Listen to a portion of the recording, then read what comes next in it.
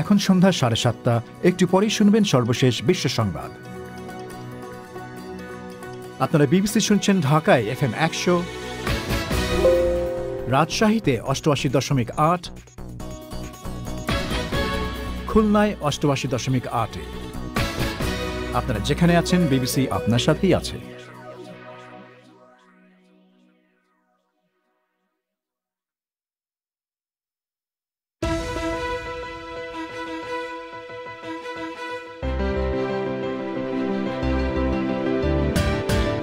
BBC বাংলার প্রবাহে আজকের প্রধান খবর। বাংলাদেশে ডিজিটাল নিরাপত্তা আইনে গ্রেফতার অবস্থায় লেখকের মৃত্যুর প্রতিবাদের মুখে সরকার বলছে আইনটির অপপ্রয়োগ বন্ধের ব্যবস্থা নেওয়া হচ্ছে। সরাসরি মামলা নেওয়া হবে না, পুলিশ এটাকে প্রথমে এনকোয়ারি করে দেখবে এবং এনকোয়ারি সাপেক্ষে তারপরে মামলা নেওয়া হবে। আগে যাতে ধরে না ফেলে, এনকোয়ারির জন্য অপেক্ষা যেন করে, সেই জায়গাটায় আসার জন্য আমরা চেষ্টা করছি, বলছেন আইনমন্ত্রী। ঢাকা বিশ্ববিদ্যালয়ে পরীক্ষায় অসদুপায় অবলম্বনের অভিযোগে 12 জন শিক্ষার্থীকে স্থায়ীভাবে বহিষ্কার। শুনবেন এ নিয়েও। মিয়ানমারে অভ্যুত্থানের বিরুদ্ধে বিক্ষোভ অব্যাহত, অং সান সুচির বিরুদ্ধে আরও 2টি ফৌজদারি মামলা। থাকবে বিশ্ব সংবাদ এবং খেলার খবর। এসব নিয়েই আজ সন্ধ্যের প্রবাহ।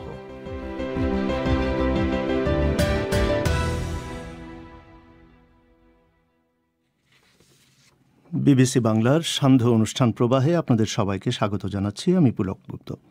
রেডিওতে শর্টওয়েভ ছাড়াও অনুষ্ঠানটি আপনারা শুনতে পাচ্ছেন ঢাকা সহ বাংলাদেশের বড় 10টি শহরে FM প্রচার তরঙ্গে, আর ইন্টারনেটে লাইভ শোনা যাচ্ছে বিশ্বব্যাপী bbcbangla.com এই ওয়েবসাইটে। এখনকার প্রধান খবর। বাংলাদেশে ডিজিটাল নিরাপত্তা আইনে গ্রেফতার অবস্থায় একজন লেখকের মৃত্যুর প্রতিবাদের মুখে সরকার এখন বলছে যে আইনটির অপপ্রয়োগ বন্ধের ব্যবস্থা নেওয়া হচ্ছে। এ ব্যাপারে বিস্তারিত শুনতে পাবেন আজকের অনুষ্ঠানে একটু পরেই।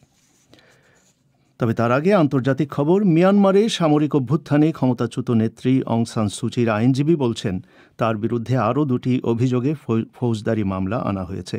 তার বিরুদ্ধে গণ অসন্তোষ সৃষ্টির উস্কানি এবং যোগাযোগ আইন লঙ্ঘনের অভিযোগ আনা হয়।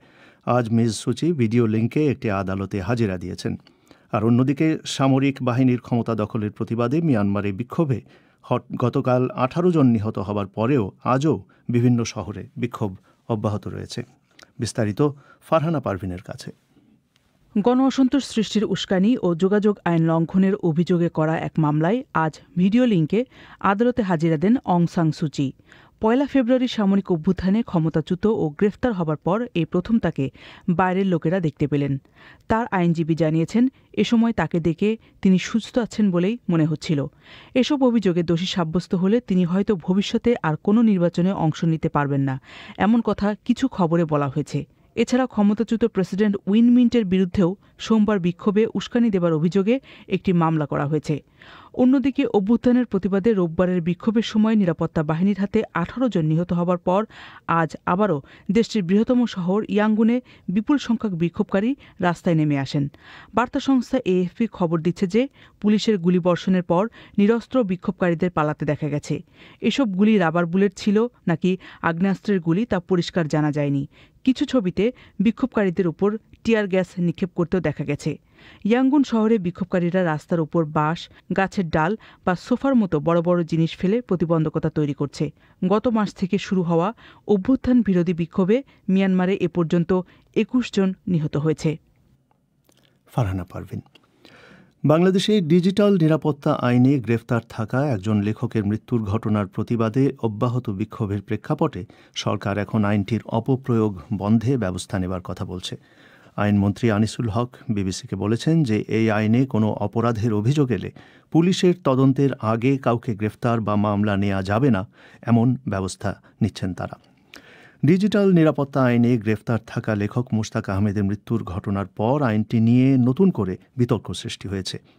এর বিরুদ্ধে অব্যাহত প্রতিবাদের অংশ হিসেবে ঢাকায় স্বরাষ্ট্র মন্ত্রণালয় ঘেরাও কর্মসূচিতে পুলিশের বাধার মুখে সচিবালয়ের সামনে অবস্থান নিয়েছিল বামপন্থী বিভিন্ন ছাত্র সংগঠনের নেতাকর্মীরা। ঢাকা থেকে শুনুন এ নিয়ে কাদির কল্লোলের প্রতিবেদন। আওয়ামী লীগ সরকার ব্যাপক বিতর্কের মুখেই ডিজিটাল নিরাপত্তা আইন প্রণয়ন করে 2018 সালের সেপ্টেম্বর মাসে। শুরুতেই গণমাধ্যম এবং মানবাধিকার কর্মীরা যেমন আপত্তি করেছিলেন, পরে এই আইনের অপপ্রয়োগ নিয়ে তাদের উদ্বেগও প্রকাশ পেয়েছে। সাংবাদিক ও মানবাধিকার কর্মীদের উদ্বেগের মূল বিষয় হচ্ছে ভাবমূর্তি ক্ষুণ্ণ করা, গুজব রটনা বা সরকারের সমালোচনা করা এমন সব অভিযোগ এনে মামলা হলেই আটক করে রাখা হয় এবং সেখানে হয়রানি বা আইনের অপপ্রয়োগ করা হয়। এই আইনে 9 মাস ধরে আটক থাকা লেখক মুশতাক আহমেদের মৃত্যুর পর অভিযোগ ওঠে যে 6 বার আবেদন করেও তার জামিন মেলেনি। তার এই মৃত্যুর ঘটনায় আইনটিকে ঘিরে বিতর্ক আবার আলোচনায় এসেছে। এমন প্রেক্ষাপটে এখন আইনমন্ত্রী আনিসুল হক বলেছেন, তদন্তের আগে মামলা নেওয়া বা কাউকে গ্রেপ্তার করা যাবে না, এমন ব্যবস্থা তাঁরা নিচ্ছেন। সাজা যতটুকু হলে বেইলেবল হবে এবং সাজা যতটুকু হলে নন বেইলেবল হবে, ঠিক সেই প্রিন্সিপালটা ফলো করে, which is practiced all over the world, even in this subcontinent, সেইটা দিয়ে আমরা কিন্তু নির্ণয় করেছি এবং আমরা আলাপ আলোচনা করছি। আমরা বলেছি যে এটা সরাসরি মামলা নেওয়া হবে না, পুলিশ এটাকে তদন্ত করে প্রথমে এনকোয়ারি করে দেখবে এবং এনকোয়ারি সাপেক্ষে তারপরে মামলা নেওয়া হবে। আপনি যেটা বলছেন যে পুলিশ আগে তদন্ত করবে তারপর মামলা নেওয়ার প্রশ্ন আসবে, কিন্তু মামলা হওয়ার সাথে সাথে তো আগে ধরে ফেলে তারপরে। সেটাকেই তো আমি সেইখানেই তো আসতে চাচ্ছি যে আগে যাতে ধরে না ফেলে সেই রকম এবং এনকোয়ারির জন্য অপেক্ষা যেন করে, সেই জায়গাটায় আসার জন্য আমরা চেষ্টা করছি। ডিজিটাল নিরাপত্তা আইন মত প্রকাশ বা বাক স্বাধীনতা খর্ব করছে বলে অভিযোগ রয়েছে। বিশ্লেষকদের অনেকে মনে করেন আইনের কারণে গণমাধ্যমের পাশাপাশি সাধারণ নাগরিকদের মধ্যেও একটা ভয়ের সংস্কৃতি তৈরি হয়েছে। সুশাসনের জন্য কাজ করেন এবং ঢাকা বিশ্ববিদ্যালয়ের আইন বিভাগের অধ্যাপক শাহনাজ হুদা বলেছেন, ভিন্ন মত যাতে না আসে সেজন্য সরকার আইনটি করেছিল বলে তিনি মনে করেন। ডিজিটাল আইনের মাধ্যমে তাকে ভয় ভীতি প্রদর্শন করে, আমি সত্যি কথা বলতে যদি বলি যে আমাদেরই কিন্তু ভয় লাগে কোনো কিছু সম্পর্কে একটা কমেন্ট করতে, সেটা কিন্তু একটা সেলফ সেন্সরশিপ এসে গেছে কিন্তু সবার উপর। কোন ধরনের তাদের বিরুদ্ধে সমালোচনা যাতে না হয় এবং যত কিছুই হোক, যেই যেখানেই থাকুক, একটা ভয় অবশ্যই ভিতরে ঢুকে গেছে, যেটাই তারা চাচ্ছিল যে একেবারেই ভিন্ন মতটাকে একেবারে যাতে না থাকে। কিন্তু বিতর্কিত এই আইনকে সরকার বা আওয়ামী লীগ কেন এত প্রয়োজন মনে করছে, এই প্রশ্ন অনেকে তুলেছেন। আওয়ামী লীগের প্রেসিডিয়াম সদস্য এবং সিনিয়র মন্ত্রী ডক্টর আব্দুর রাজ্জাক বলেছেন, এই আইনের ব্যাপারে অভিযোগগুলো নিয়ে তাদের সরকারে এবং দলের উচ্চ পর্যায়ে পর্যালোচনা তারা করছেন। তবে ডিজিটাল দুনিয়ায় নানা অপরাধের প্রেক্ষাপটে আইনটির প্রয়োজন আছে, এটা তাদের সরকার এবং দল মনে করে বলে তিনি উল্লেখ করেন। আইনের সমস্যা হলো যে আইনের অপব্যবহার হচ্ছে কিনা। আমরা অবশ্যই পর্যালোচনা করছি, এ নিয়ে ব্যাপক সমালোচনাও হচ্ছে। তারপরেও সাথে সাথে এটাও আমাদেরকে চিন্তা করতে হচ্ছে যে এই প্রযুক্তিগত এই সুবিধাটাকে আমরা অপব্যবহার করছি কিনা এবং দেশের উন্নয়ন শান্তি আমরা বিঘ্নিত করছি কিনা। আইনমন্ত্রী আনিসুল হক বলেছেন, আইনের অপপ্রয়োগ বন্ধে তারা ব্যবস্থা নিচ্ছেন। এমনকি জাতিসংঘের মানবাধিকার কাউন্সিলের সঙ্গে বিষয়টি নিয়ে আলোচনা চালানোর কথাও তিনি তুলে ধরেন। সব আইনই কিন্তু যখন করা হয় তখন একটা ট্রায়াল এন্ড এরার ফেজে যায়। কথা হচ্ছে যে এখানে কিছু অ্যাবিউজ এন্ড মিসইউজ যদি হয় সেটা কি করে বন্ধ করা হবে, সেইটা বন্ধের ব্যবস্থা আমরা নিচ্ছি। এবং সেটা কিভাবে নিচ্ছি, আমি যে office of the high commissioner for United Nations high commissioner for human rights, ওনার অফিসের সাথে আমি আলাপ চালাচ্ছি। সারা বিশ্বের এটার সাথে একটা আমরা তুলনা করছি, কোথায় কোথায় এই যে মিসইউজ গুলি যেগুলি ধরা পড়ছে বা অ্যাবিউজ যদি যেখানে হচ্ছে সেগুলির জন্য একটা চেক অ্যান্ড ব্যালেন্স সিস্টেম কিভাবে ডেভেলপ করা যায়, বিল্ট ইন এই আইনের মধ্যে কিভাবে সেটা থাকতে পারে, সেই ব্যবস্থা আমরা করছি। বিশ্লেষকরা বলছেন, আইনটির অপপ্রয়োগ নিয়ে বিতর্ক বা সমালোচনা যে অব্যাহত রয়েছে সেটা আওয়ামী লীগ সরকারের ভাবমূর্তির ক্ষেত্রে দেশে এবং বিদেশেও নেতিবাচক প্রভাব ফেলছে। ঢাকা থেকে কাদির কল্লোলের প্রতিবেদন। ঢাকা বিশ্ববিদ্যালয়ে ভর্তি পরীক্ষা এবং বিভিন্ন বর্ষের কোর্স ফাইনাল পরীক্ষায় অসদুপায় অবলম্বন এবং জালিয়াতির অভিযোগে কর্তৃপক্ষ আজকে 12 জন শিক্ষার্থীকে স্থায়ীভাবে বহিষ্কার করেছে। এছাড়া একই অভিযোগে আরও 151 জনকে বিভিন্ন মেয়াদে বহিষ্কারাদেশ দেওয়া হয়েছে। কর্তৃপক্ষ বলছে যে এই শিক্ষার্থীদের বিরুদ্ধে অভিযোগ প্রমাণ হবার পরেই সিদ্ধান্ত নেওয়া হয়েছে। গত কয়েক বছরেই ভর্তি পরীক্ষা এবং অন্যান্য পরীক্ষায় জালিয়াতির অভিযোগে ঢাকা বিশ্ববিদ্যালয় বেশ কয়েক দফায় শিক্ষার্থীদের বিরুদ্ধে বহিষ্কারের মতন বিভিন্ন শাস্তির ব্যবস্থা নিয়েছে। কিন্তু এই ধরনের অপরাধ কেন থামানো যাচ্ছে না? খোঁজ নিয়েছেন ঢাকায় সাইয়েদা আক্তার। ঢাকা বিশ্ববিদ্যালয়ের সিন্ডিকেটের সভায় ডিজিটাল জালিয়াতি এবং অবৈধ পন্থায় ভর্তিসহ বিভিন্ন অভিযোগে ১২ জন শিক্ষার্থীকে স্থায়ীভাবে বহিষ্কার করার সিদ্ধান্ত নেওয়া হয়েছে। এছাড়া আরও ১৫১ জন শিক্ষার্থীকে বিভিন্ন মেয়াদে বহিষ্কার করা হয়েছে। প্রক্টর অধ্যাপক AKM গোলাম রাব্বানী বিবিসিকে বলেছেন, বিশ্ববিদ্যালয়ের শৃঙ্খলা পরিষদের সুপারিশ অনুযায়ী এসব সিদ্ধান্ত নেওয়া হয়েছে। এটি ডিসিপ্লিনারি কমিটির একটা সুপারিশ ছিল, সেটি পার্মানেন্টলি গ্রহণ করা হয়েছে। ঢাকা বিশ্ববিদ্যালয়ে ইতিমধ্যে আপনারা জেনেছেন যে অবৈধ পন্থা এবং ডিজিটাল জালিয়াতির মাধ্যমে যে ভর্তি হয়েছিল, সেই ভর্তিকৃত ছাত্রদের অভিযোগ প্রমাণিত হয় 7 জনকে স্থায়ী বহিষ্কার করা হয়েছে। আর 5 জন বিভিন্ন কলেজে বিভিন্ন পরীক্ষায় বিভিন্ন ধরনের অপরাধে সংশ্লিষ্ট থাকার কারণে স্থায়ী বহিষ্কার। আর 151 জনকে আপনার বিভিন্ন মেয়াদে পরীক্ষায় অসৎ অবলম্বন সহ অসৎ আচরণের দায়ে তাদেরকে বিভিন্ন মেয়াদে শাস্তি প্রদান করা হয়েছে। ঢাকা বিশ্ববিদ্যালয়ে ভর্তির ক্ষেত্রে প্রশ্নপত্র ফাঁস হওয়া, মোবাইল বা অন্য কোনো ডিভাইস ব্যবহার করে প্রশ্নের জবাব পরীক্ষার হলে পৌঁছানো কিংবা একজনের পরীক্ষা আরেকজন দিতে আসা, এমন নানাবিধ অভিযোগ শোনা যায়। অভিযোগের প্রেক্ষাপটে বিভিন্ন সময় কর্তৃপক্ষ নানা ধরনের শাস্তিমূলক ব্যবস্থাও নেয়। অধ্যাপক রাব্বানী বলেছেন, ভর্তি পরীক্ষায় জালিয়াতির অভিযোগে বিশ্ববিদ্যালয়ে 2011-12 শিক্ষাবর্ষ থেকে 2017-18 শিক্ষাবর্ষ পর্যন্ত মোট 85 জনকে স্থায়ী বহিষ্কার করা হয়েছে গত কয়েক বছরে। এর বাইরে বিভিন্ন বর্ষে কোর্স ফাইনাল পরীক্ষায় নকল ও জালিয়াতি সহ অসৎ উপায় অবলম্বনের জন্য প্রায় 3 শতাধিক শিক্ষার্থীকে বিভিন্ন মেয়াদে বহিষ্কারের আদেশ দেওয়া হয়েছে। ভর্তি পরীক্ষা বাদে বিশ্ববিদ্যালয়ের পরীক্ষাগুলোতেও অসৎ উপায় অবলম্বনের অভিযোগে ব্যবস্থা নেওয়া হয়েছে অনেকের বিরুদ্ধে।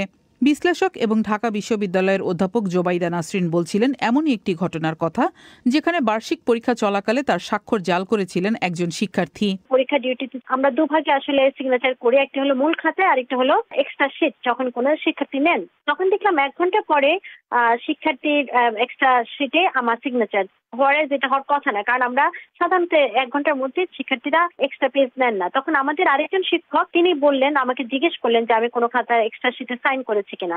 আমি বললাম যে না, মাত্র 1 ঘন্টা হয়েছে, আমি কোনো এক্সট্রা শিটে সাইন করিনি। আমি যখন অনেকক্ষণ জেরা করলাম, প্রথমে তিনি কিছুতে স্বীকার করছিলেন না, পরবর্তী বললেন যে আগের পরীক্ষার দিন উনি সেই এক্সট্রা শিটটি বাসে নিয়ে গিয়েছিলেন বা হলে নিয়ে গিয়েছিলেন, এবং সেই শিটে তিনি লিখে এনেছেন।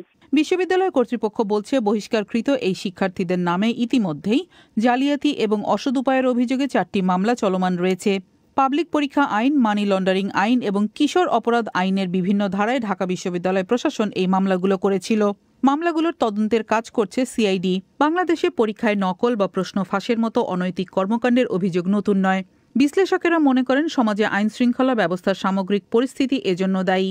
এছাড়া এক ধরনের সামাজিক ও মনস্তাত্ত্বিক কারণে যে কোনো মূল্যে ঢাকা বিশ্ববিদ্যালয় বা মেডিকেলের মতো শীর্ষ শিক্ষা প্রতিষ্ঠানে পড়ার সুযোগ কিংবা একটি চাকরির নিশ্চিত সুযোগ অর্জন করতে চান অনেকে, সেটিও এর আরেকটি কারণ।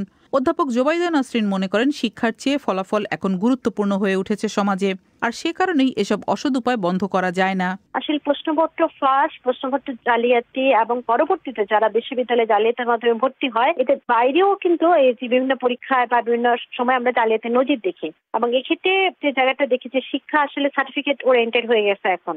বিশ্ববিদ্যালয়ে ভর্তির ক্ষেত্রে কিন্তু অনেকগুলো বিষয় আছে। একটা তো হলো যে আপনার শিক্ষাকে যে আমরা এখন তো দৌড়ের মধ্যে দেখছি যে কে কত GPA-5 পাচ্ছে, শিক্ষার চেয়ে ফলাফলটা গুরুত্বপূর্ণ হয়ে যাচ্ছে। দ্বিতীয়ত হলো এই প্রশ্ন ফাঁসের সঙ্গে কিন্তু একটা বড় সিন্ডিকেট আছে এখানে, যেমন কর্মচারী কর্মকর্তা থেকে শুরু করে এটার সঙ্গে কোচিং এর লোকজন, অভিভাবকরা, বিশাল একটা সিন্ডিকেট যেটা রেজিস্টার হোল্ডার অনেক। সমাজবিজ্ঞানীরা মনে করেন, ভর্তি পরীক্ষা এবং অন্যান্য পরীক্ষায় জালিয়াতির মতো অনৈতিক কর্মকাণ্ড বন্ধ করার জন্য দেশের শিক্ষা ব্যবস্থায় আমূল পরিবর্তন আনা প্রয়োজন। সাইয়েদা আক্তার। শ্রোতাদের জানিয়ে রাখি যে আন্দামান সাগরে ভাসমান একটি নৌকা থেকে 81 জন রোহিঙ্গা নারী পুরুষকে উদ্ধার করার পর ভারত সরকার এখন তাদেরকে আবার বাংলাদেশে ফেরত পাঠাতে চাইছে এবং ভারত বলছে যে বাংলাদেশের সরকারের সঙ্গেও তারা কথাবার্তা বলছে। এই নিয়ে একটি প্রতিবেদন শুনতে পাবেন আজকের প্রবাহে একটু পরেই। আপনারা শুনছেন বিবিসি বাংলার সান্ধ্য অনুষ্ঠান। এবারে আজকের সংক্ষিপ্ত বিশ্ব সংবাদ মিজানুর রহমান খানের কাছে। হংকংয়ে নতুন নিরাপত্তা আইনের প্রতিবাদে গণতন্ত্রপন্থী আন্দোলনকারীরা গত কয়েক মাসের মধ্যে সবচেয়ে বড় বিক্ষোভ সমাবেশ করেছে। নাশকতার অভিযোগে নতুন আইনে আটক ৪৭ জনকে আজ আদালতে নেওয়ার সময় বাইরে কয়েকশো মানুষ জড়ো হয়ে বিক্ষোভ করে। এ সময় আদালতের বাইরে প্রচুর পুলিশ মোতায়েন ছিল। পুলিশ বিক্ষোভকারীদের সতর্ক করে যে এরকম বিক্ষোভ সমাবেশ করলে তাদের বিরুদ্ধেও অভিযোগ আনা হতে পারে। চীনে কর্মরত বিদেশি সাংবাদিকরা বলছে, করোনা ভাইরাস মহামারী সামলাতে দেওয়া বিধিনিষেধ এবং নজরদারি কাজে লাগিয়ে সরকার তাদের সাংবাদিকতা ব্যাহত করছে। এক সমীক্ষায় বিদেশি সাংবাদিকদের প্রত্যেকে বলেছেন তাদের কাজের পরিবেশ কঠিন হয়ে পড়েছে। 2020 সালের প্রথমার্ধে কমপক্ষে 18 জন বিদেশি সাংবাদিককে চীন থেকে বহিষ্কার করা হয়েছে।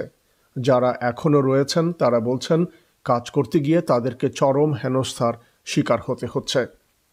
হত্যাকাণ্ডের শিকার সৌদি সাংবাদিক জামাল খাশোগজির তুর্কি বাগদত্তা তার প্রেমিককে হত্যার জন্য সৌদি যুবরাজ মোহাম্মদ বিন সালমানের শাস্তি দাবি করেছেন।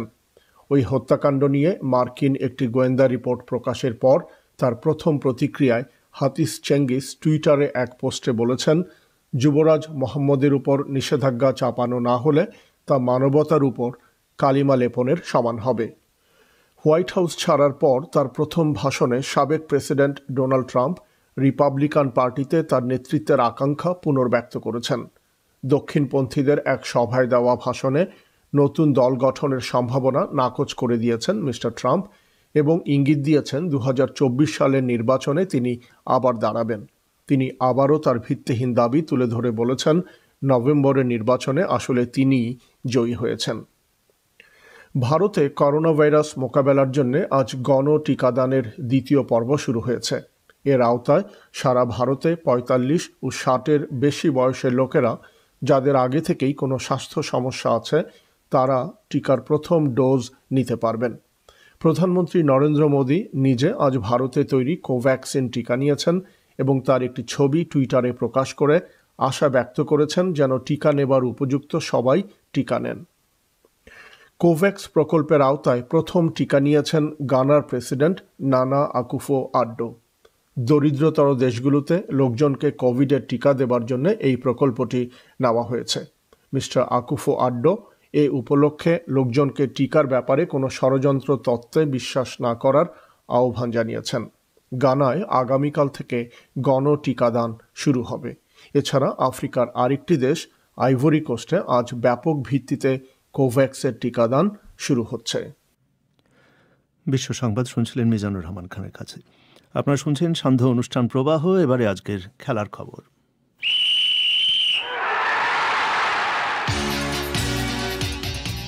খেলার খবর পড়ছি রাহেল মাসুদ।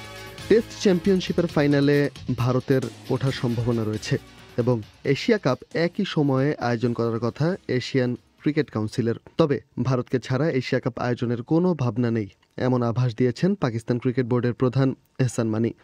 টেস্ট চ্যাম্পিয়নশিপের ফাইনালে আগেই জায়গা নিশ্চিত করেছে নিউজিল্যান্ড। তাদের সঙ্গী হওয়ার লড়াইয়ে আপাতত আছে ভারত ও অস্ট্রেলিয়া। ইংল্যান্ডের বিপক্ষে চতুর্থ টেস্টে হার এড়ালেই অর্থাৎ ড্র অথবা জয় যে কোনো ফল ভারতের পক্ষে এলেই প্রথমবারের মতো আয়োজিত টুর্নামেন্টের ফাইনাল খেলবে ভারত। ইংল্যান্ড জিতলে নিউজিল্যান্ডের মুখোমুখি হবে অস্ট্রেলিয়া। আগামী 18 জুন লর্ডসে শুরু হবে টেস্ট চ্যাম্পিয়নশিপের ফাইনাল। এবারের এশিয়া কাপও আয়োজিত হওয়ার কথা সেই সময়েই। তাই আসরটি পিছিয়ে দেওয়ার সম্ভাবনার কথা করাচিতে এক সংবাদ সম্মেলনে জানান এহসান মানি। ওদিকে নতুন দায়িত্ব নিয়ে শ্রীলঙ্কান ক্রিকেটে ফিরেছেন Tom moody.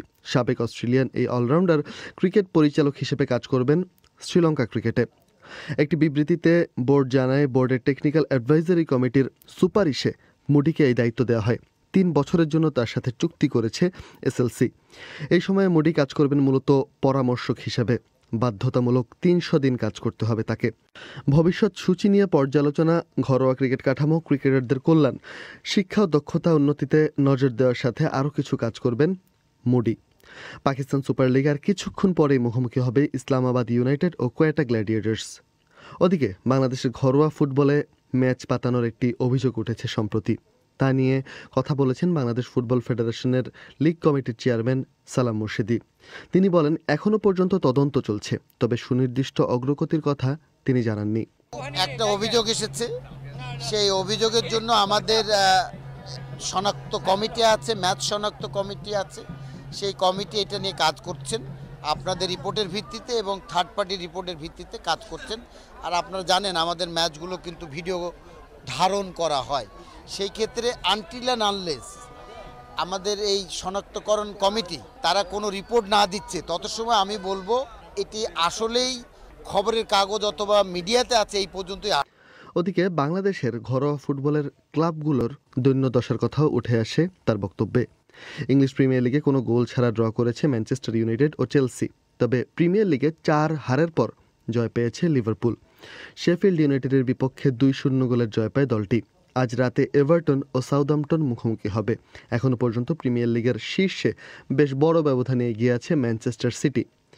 Spanish club Real Madrid ও রিয়াল সোসিয়েদাদ আজ রাত 2টায় লা লিগার একটি ম্যাচে একে অপরের বিপক্ষে মাঠে নামবে। খেলার খবর শুনছিলেন রেহান মাসুদের কাছে। আপনি কি শর্টওয়েভ রেডিওতে বিবিসির ইংরেজি অনুষ্ঠান শোনেন? অনুষ্ঠান কি পরিষ্কার শুনতে পান? যদি না পান তাহলে সমস্যাটা একটু বুঝিয়ে বলবেন। এখানে কি অন্য একটি স্টেশনে অনুষ্ঠান চলে আসছিল, নাকি যান্ত্রিক কোনো গোলযোগের শব্দ শোনা যাচ্ছিল? আপনি কোন এলাকা থেকে শুনছেন, কয়টার সময় এবং শর্টওয়েভের কোন তরঙ্গে শুনছিলেন?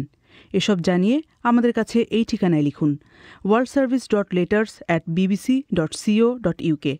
আবার বলছি, শর্টওয়েভে বিবিসির ইংরেজি অনুষ্ঠান শুনতে কোনো অসুবিধা হলে বিস্তারিত জানিয়ে এই ঠিকানায় লিখুন worldservice.letters@bbc.co.uk।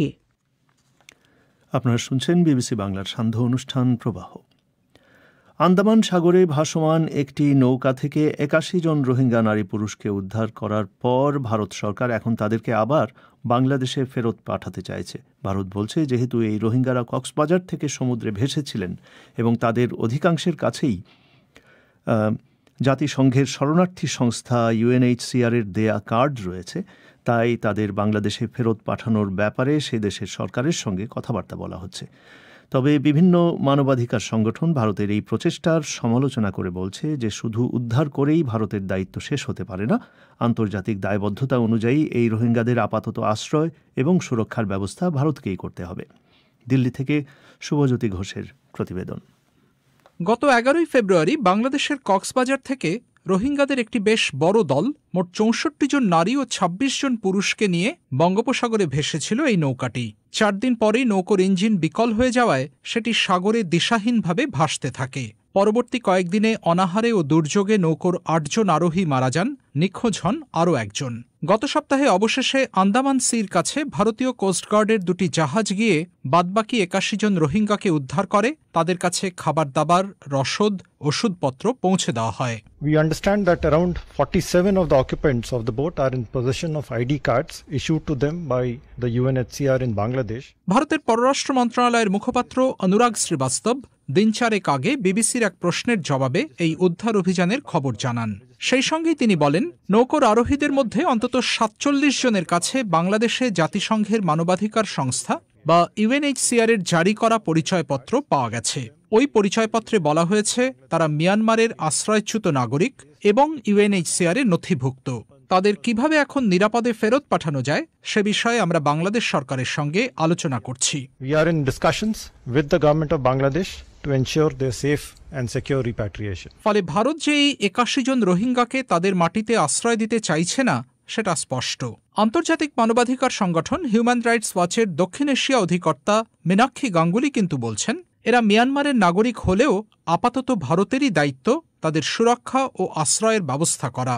প্রথম রেসপন্সিবিলিটি মিয়ানমারের, তারপরে রেসপন্সিবিলিটি হলো বাকি সব দেশে, অন্য দেশ, সব দেশ যেখানে রোহিঙ্গারা এখন রেফিউজি হয়ে আছে বা যাদের জুরিসডিকশনে তারা আসছে তাদেরকেই ইন্টারন্যাশনাল অব্লিগেশনস ফলো করতে হবে। এখন ইন্ডিয়ার ওয়াটার্সে যখন পেয়েছে, খুব ভালো কথা যে ইন্ডিয়া তাদেরকে রিলিফ দিয়েছে, তাদেরকে ওই নৌকোটাকে রেস্কিউ করেছে।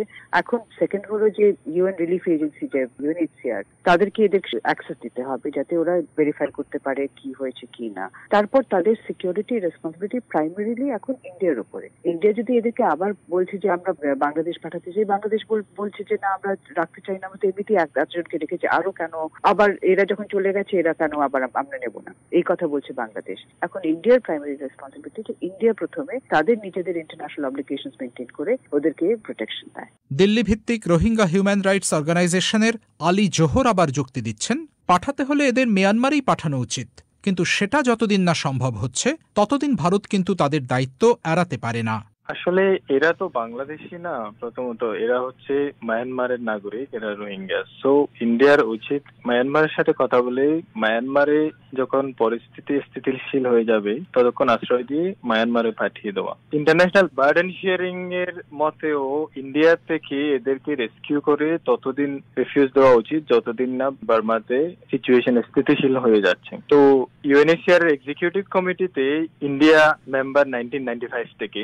ইন্ডিয়া যদিও 1951 কনভেনশনের সিগনেটারি না, তবে যখন ইন্ডিয়া এক্সিকিউটিভ কমিটিতে মেম্বার, ইন্ডিয়া থেকে এই জিনিসটাকে বিবেচনা করা উচিত। আর এরা সমুদ্রকে সেফ মনে করেছে ওইখানে থাকার চেয়ে, এই জন্যই এরা অ্যাকচুয়ালি এত বড় রিস্কটা নিতে তৈরি হয়েছে।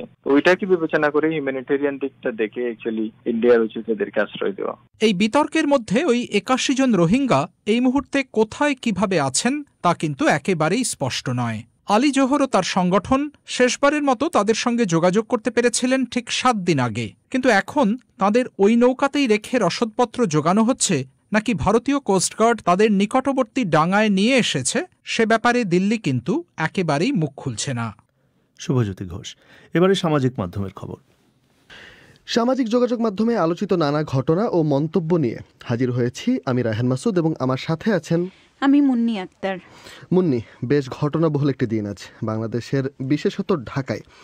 ডিজিটাল নিরাপত্তা আইনে আটক থাকা অবস্থায় কারাবন্দী লেখক মুশতাক আহমেদের মৃত্যুর ঘটনার প্রতিবাদে চলমান বিক্ষোভের ছবি ও ভিডিও সামাজিক মাধ্যমে ব্যাপক আলোচনা সমালোচনার জন্ম দিয়েছে। আজ বামপন্থী সংগঠনগুলো স্বরাষ্ট্র মন্ত্রণালয়ে ঘেরাওয়ের একটি চেষ্টা করছে। সেই বিক্ষোভ নিয়ে নানান মন্তব্য দেখা যাচ্ছে ফেসবুকে।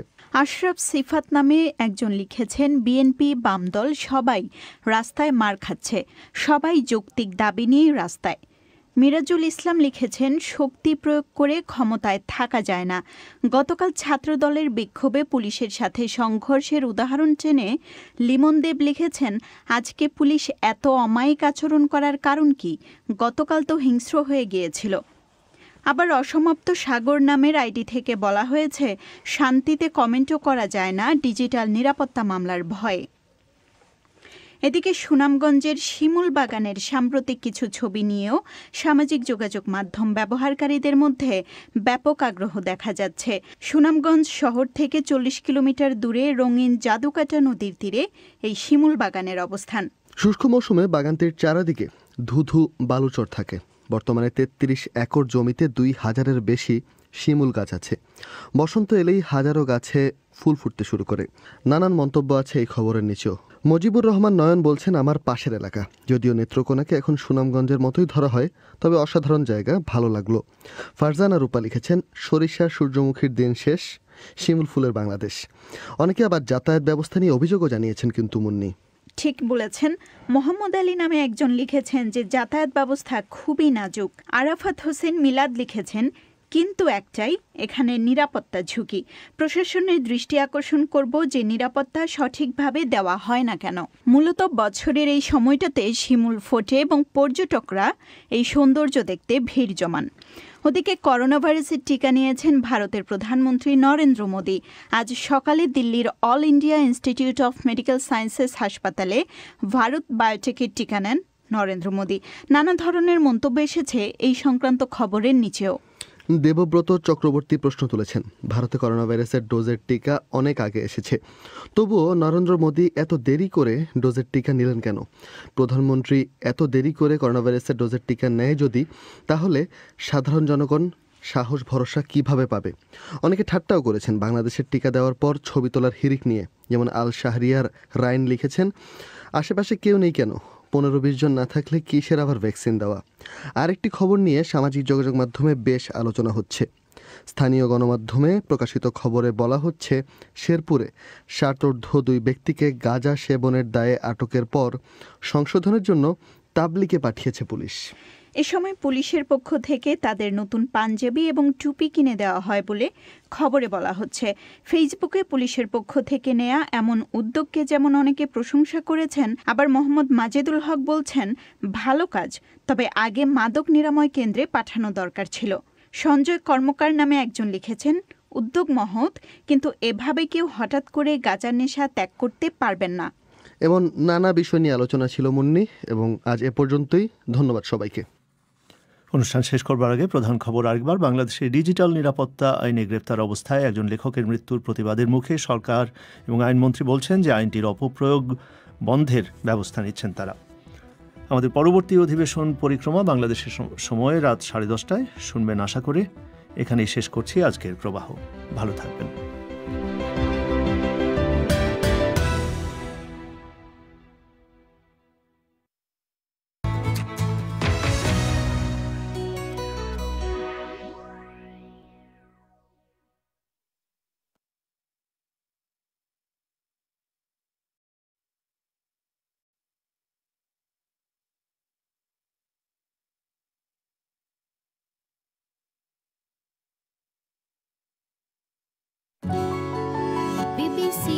This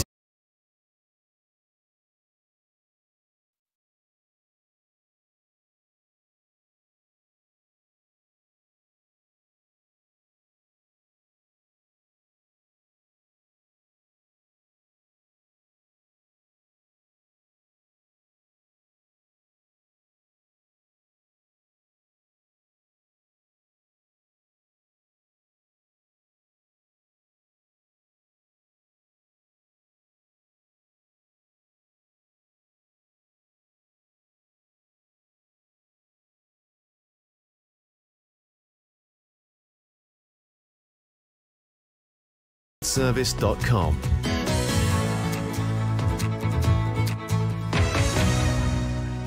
service.com.